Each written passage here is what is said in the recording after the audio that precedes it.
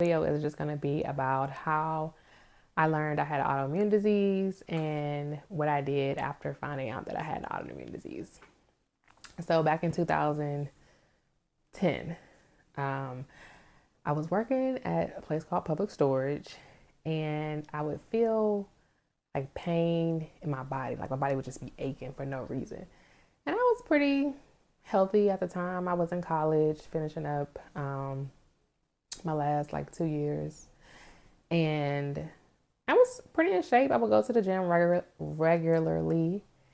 And, I would eat pretty good for the most part, I want to say. This was before I had kids too. So, we go out partying, eat a normal balanced diet, fast food, make cook, and just, living my life.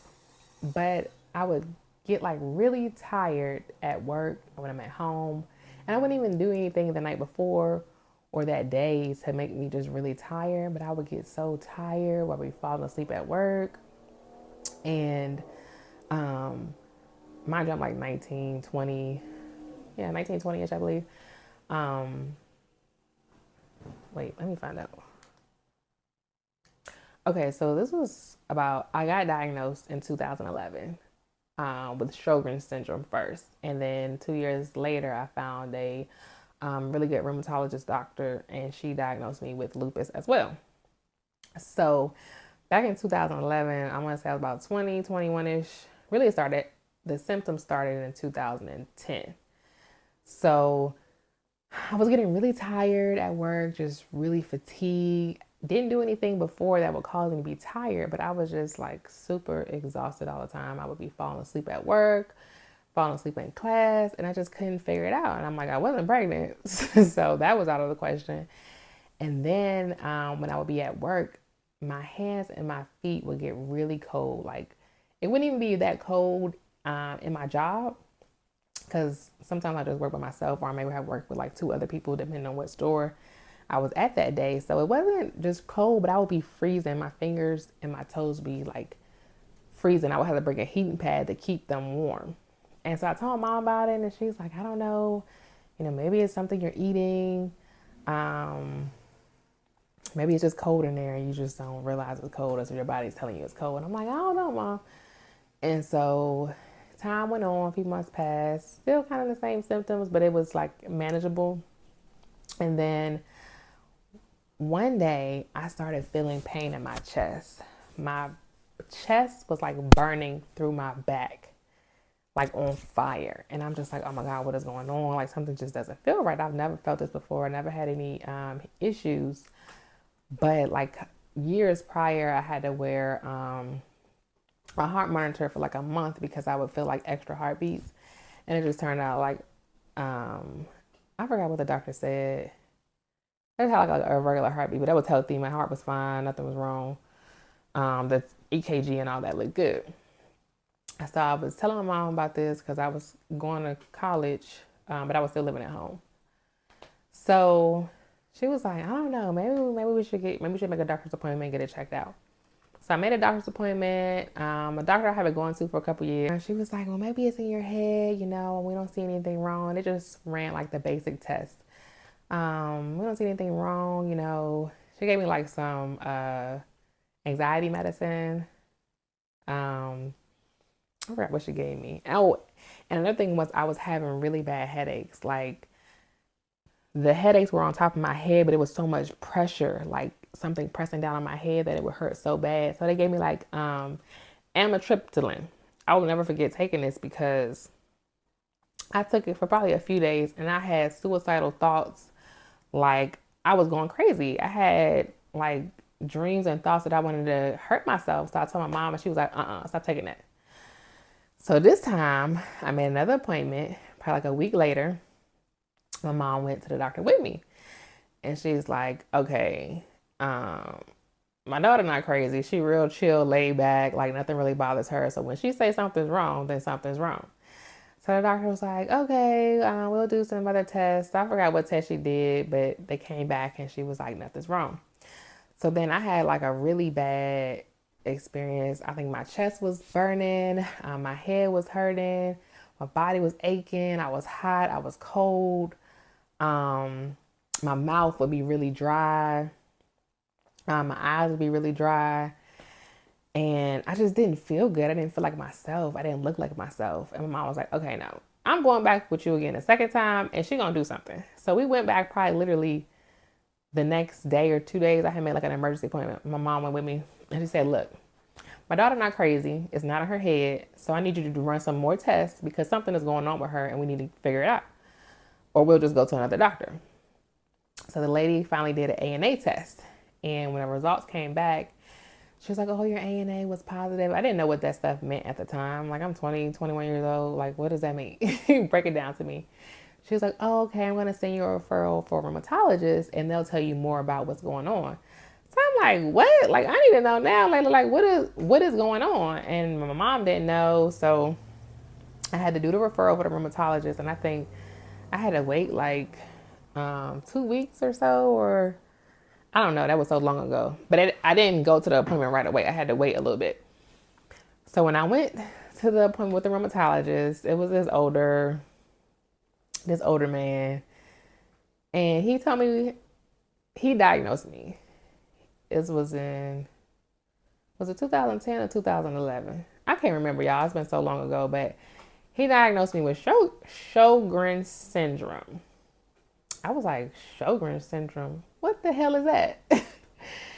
And he was like, oh, it's an autoimmune disease where, your body attacks itself and it attacks your pituitary glands, where like your sweat glands and stuff. That's why your eyes get really dry, your mouth gets really dry because your body is not producing that gland or something like that. And I was like, okay, so I'm going to have dry eyes and dry mouth the rest of my life. And then he was like, it's manageable. You just have to get eye drops and, stay hydrated and have a balanced diet. And you have to take this medicine, hydroxy something. So yeah, he was just like, take a medicine. It takes like 4 to 6 months to kick in before it starts working in your body. I was like, 4 to 6 months? I'm in pain now. He's like, yeah, I know, but it's like an old measles medicine. And that's about how long it takes, about 4 months to get in your system and start working. So I was like, okay, that should be okay. But then what got me worried about my future is like, he was like, okay, if you have a baby, then the baby could have a neonatal, I forgot what it called, but it was like a neonatal, it was a rash. And he said the baby may have a heart murmur. And that's what really like got me like, baby, we have a heart murmur. Like, I don't know if I'm going to have kids. Like, I was just kind of really devastated to find out the diagnosis. But I'm like, okay, it sounds manageable. You shouldn't worry too much about it. Just have to get healthy, lay off the fast food, exercise more, take your medicine, and then you should be okay. You should be able to manage it and live with it. So my mom had got me like some books that's, living with Sjogren's syndrome and things to do. She got me taking vitamins, some other stuff. It wasn't Herbalife, but it was something else that I took it like every day. And that really like made a difference in my body. It was some type of vitamins or something. It had some other stuff in it, but some health stuff. I don't know. My mom is into natural, healing, holistic healing. She's always been like that. Should have been a doctor because I go to her to diagnose me before I ever go to the doctor. And she'll give me on her herbs and her teas and whatever natural remedies she have. And then I'll be fine like the next day. So I'll be having her on the channel to talk about, some of the things she does for natural healing, the tea she makes, the sea moss she makes, the shea butter she makes, the natural toothpaste she makes, the sesame milk she makes. But anyway, I'll have her on here later on in a few videos and I'm going to get her channel going. But back to the diagnosis. So I was still kind of having some issues. I started taking the medicine and after about 4 months, it did kind of kick in and kind of ease some of the pain that I was feeling. And I watched what I was eating. I was meal prepping. I was cooking like fish, lean meats, grilled chicken. I wasn't eating anything fried. I had stopped eating fast food. Like I was really trying to better myself and take care of myself. But then I was having like a little issues with like my balance. I would be like kind of staggering sometimes, about to fall, just feel off balance. My hand would be shaking sometimes when I write. And my dad, rest in peace, he used to have like, I don't know what it's called, but he used to have a shaky hand syndrome.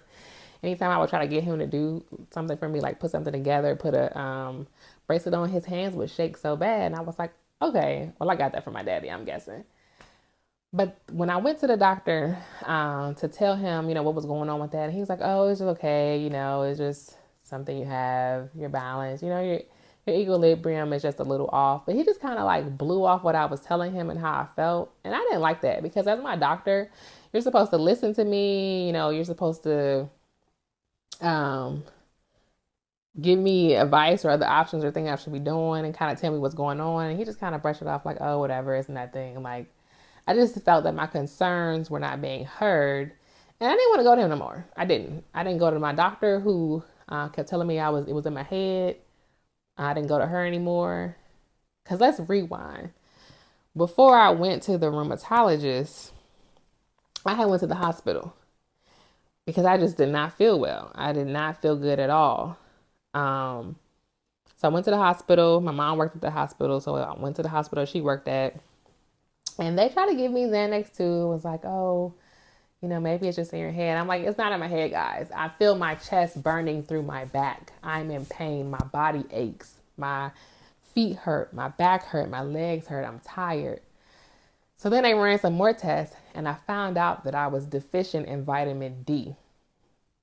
I felt terrible. Like I just did not feel good at all. I couldn't get up. I couldn't go to class. I missed class so many days. I ended up dropping one of my classes because I had just missed so much time and it was a psychology class, but like one of the upper level psychology class because that was my major at the time. I had to drop the class. I dropped my psychology, was it my statistics class? I had to drop that too because I just wasn't feeling good and I had missed too much time to try to make it up. But I was deficient in vitamin D. That was the worst feeling I have ever felt in my life. I would not wish that on nobody. Like now I take vitamin D every day, 5,000 IUs. But I just wasn't feeling good. So I went to the hospital and then I had got the diagnosis of the Sjogren's syndrome because that happened while I was waiting to go see the rheumatologist. So yeah, my mom was at work one night and she was, dealing with one of her patients and she called me and she said, girl, you'll never believe this. I had met this girl. She was so nice. So she had lupus. And, she was just going through it and she was just telling me how good her doctor was and how she's helped her so much. And she was like, I think you should check her out. So I made an appointment with the doctor. And let me tell you, when I met Dr. McCain, I love this lady so much because she really loves her patients and she takes her job serious. And she listens and she hears you and she gives you other options. She just doesn't want to, put you on this medicine and that medicine. She, tries to test things out and tries to see if you're going to get yourself together before she has to put you on a medicine. So when I first met Dr. McCain, I walked in there and let me tell you, this lady looked just like Reba McEntire. Sounds just like her and everything. I'm like, oh my God, you remind me so much of Reba. Like her personality is just out of this world. She's just so nice and inviting and makes you feel comfortable. So she got me on a plan, and not the first day. I think my next appointment, she had diagnosed me with lupus in 2013, and she was like, "Yeah, I think I'm gonna go ahead and diagnose you with lupus because you have a lot of symptoms, and it's a cousin to Sjogren's syndrome. So, you might have a few other things like rheumatoid arthritis, which sometimes I get that." So you might have a little fibromyalgia in there. They're all kind of related. So she had got me on a plan. I was taking the Plaquenil, 2 pills a day, vitamin D, and was I taking folic acid at the time? I was just doing different stuff. And so, I got on a healthy eating plan, was exercising. I would see her like every 4 months. And at one point, she told me, your levels are so low, you have the potential for this to go away. And that was news to my ears. So I was like, let me keep doing what I'm doing. You know, I feel great. I finally got to a place where I felt good and felt comfortable getting in my body. And I looked better. I felt like I had more energy and I was just happy again. I would go out and I would party and stuff. But the drinking, it wasn't good for me then. I would be drinking and trying to take medicine, and it wasn't good for me. That caused a lot of issues of pain too, because I wasn't hydrating, and the alcohol causes inflammation in our bodies. We don't need it. Of course, some people love to have a good time and let loose. I myself, but I have cut back tremendously on my drinking back then because I was in my 20s in college partying, just living my life for your kids, you know. I was at every happy hour. I was out on every weekend at the club, at the bar, just tearing it up, having the time of my life. And now that I'm about to be 35, like it has definitely caught up to me. Um, but that's just kind of like how I found out I had Sjogren's syndrome and lupus.